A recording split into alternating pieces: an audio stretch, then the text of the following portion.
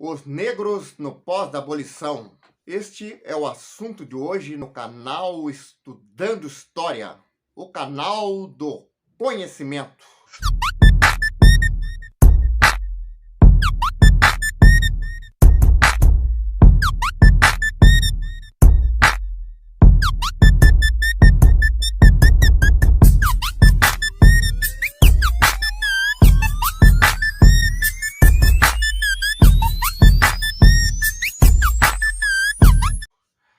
Antes de eu iniciar esse importante tema, eu gostaria de solicitar, se for possível, uma contribuição ao meu canal Estudando História. Estou deixando aqui a chave do meu Pix para quem puder colaborar. Quem não puder colaborar, não tem problema, né? Continua aí dando, né, o seu like, assistindo, compartilhando com seus amigos, conhecidos e familiares. Então, peço que venham comigo aqui para acompanhar aqui esse importante tema sobre a questão da abolição. A luta pela abolição foi grande e contou com a resistência dos próprios escravizados e do movimento abolicionista. Este processo foi concluído em 13 de maio de 1888, com a aprovação da Lei Áurea, que declarou extinta a escravidão no Brasil. Essa lei foi comemorada em todo o país, com missas campais, comícios e festas. A abolição, no entanto, não previu nenhum processo de proteção social aos libertos, que em sua grande maioria não tinham tido acesso ao sistema educacional. Os libertos no meio rural. Passada a festa, os ex-escravizados procuravam distanciar-se do passado de escravidão, negando-se a se comportar como os antigos cativos. Imagina, né? Depois que estavam livres ali, não queriam estar revivendo aquele momento, né, de período de escravidão. Então, em diversos engenhos do Nordeste, negaram-se a trabalhar sem remuneração. Muitos ex-escravizados permaneceram nas localidades em que haviam nascido. Mas decidir-se ficar não significou concordar em se submeter às mesmas condições de trabalho do regime anterior. Grande parte dessa indisposição para negociar estava relacionada ao desejo dos ex-escravizados de terem acesso à terra e de não serem mais tratados como cativos. Na região açucareira do Recôncavo, os libertos reivindicavam a diminuição das horas de trabalho e dos dias que deveriam dedicar à grande lavoura de cana.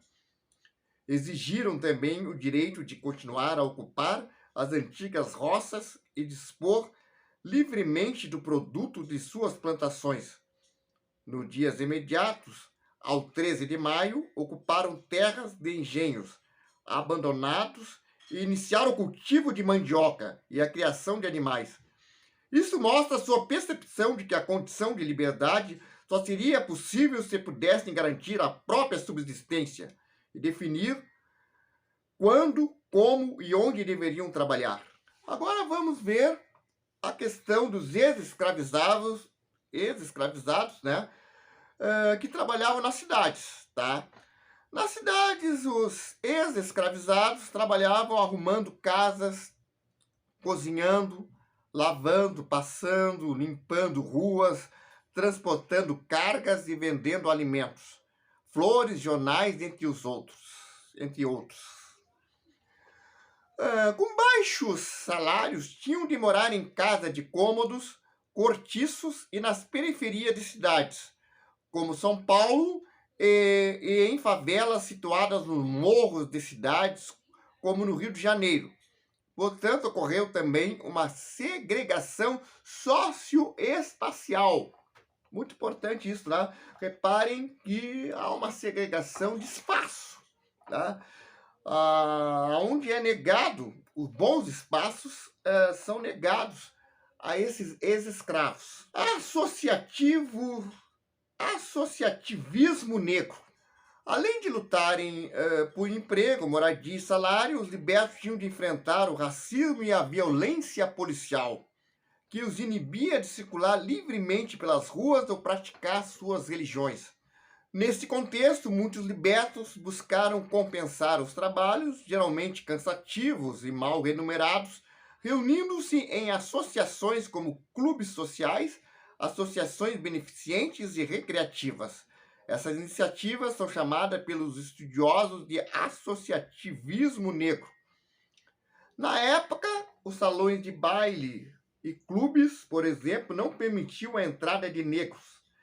Eles então encontravam-se em salões alugados para bailes, onde exibiam suas danças, elegância de gestos e modos que deveriam ser convenientes socialmente.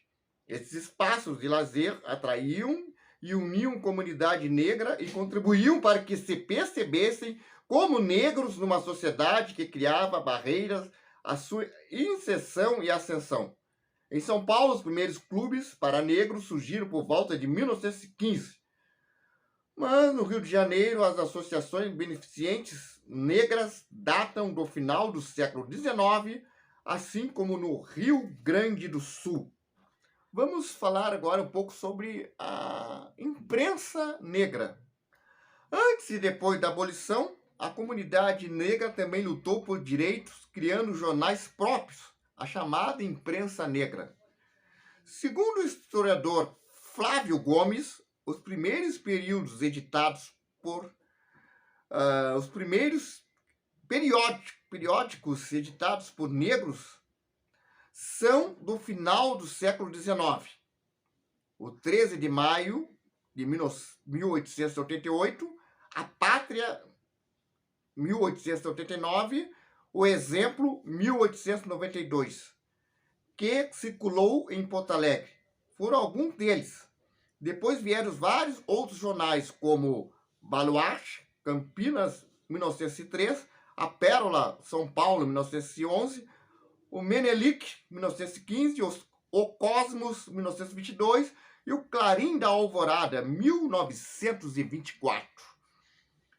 Desde a década de 1880, esses jornais foram publicados em vários estados brasileiros, desde o Rio Grande do Sul até o Maranhão.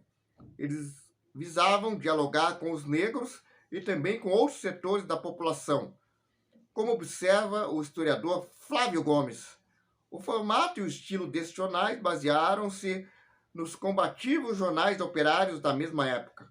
Os jornais da imprensa negra geralmente duravam pouco tempo e circulavam com interrupções, principalmente por falta de recursos materiais.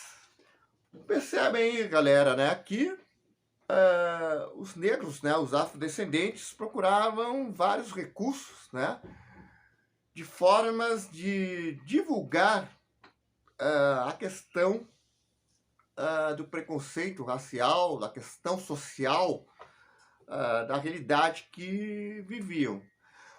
O fato é que a abolição não trouxe a liberdade com condições iguais ao branco. Acontece que houve uma abolição sem indenização nenhuma. E isso vai dar consequências sérias, de geração a geração, consequências que refletem até hoje socialmente. Basta ver que nas periferias, né, do nosso Brasil, a maior parte da população que se encontra na linha de pobreza é a população afro. Pretos e pardos, que formam a maioria da população negra do Brasil. Essa é a realidade, né, que é decorrente do processo histórico que se deu após a abolição. As políticas, né, de ações afirmativas, elas se deram no início do século XXI. Então, tudo é muito novo. Ainda há muita coisa a ser feita. Basta ver que o racismo estrutural ele é muito forte no Brasil. E essa mudança só vai ocorrer com a conscientização coletiva de toda a sociedade da transformação social, aonde se possa alcançar realmente, de fato, a igualdade étnica racial, com políticas voltadas, né, com cada vez mais para a reparação desse erro histórico que ocorreu logo após a abolição, né, que foi uma abolição sem indenização nenhuma. Eu espero aí ter contribuído aí para o maior conhecimento sobre esse fato histórico.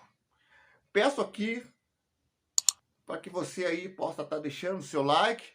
Se ainda não se inscreveu no canal, se inscreva nesse canal.